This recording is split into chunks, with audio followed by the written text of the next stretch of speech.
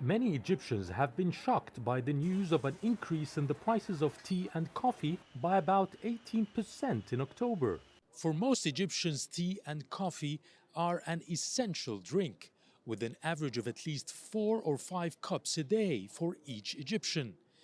Egypt is one of the top importers of the world and the 8th largest consumer of black tea in 2020.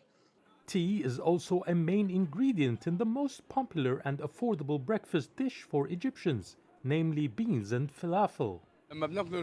We have to take a cup of tea for breakfast or any dish to feel we have a complete meal. Egyptians love tea. I drink about 4 cups of tea per day and 3 cups of coffee. It makes me awake and in a good mood. Egypt imports most of its tea and coffee from India and Kenya, but the cost might not be as cheap as before, with inflation hitting a high of 15% in October, fueled by the conflict in Ukraine.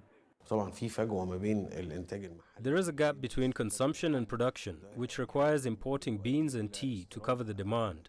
Supply disruptions have caused inflation to shoot up for countries that depend on import of grain and food products. Prices further increased when the central bank imposed import restrictions to prevent the outflow of hard currency and dwindling foreign reserves. Everything went up, not just tea, food, sugar, prices of all ingredients. But no, I won't reduce my tea consumption. Can't give it up. The government is taking measures to soften the burden, especially among the poor. It increased the state-owned outlets and dumped the market with subsidized goods to control the price hikes and also prevent the private sector from market manipulation. The government also offered incentives for businesses to produce basic commodities and reduce dependence on imports.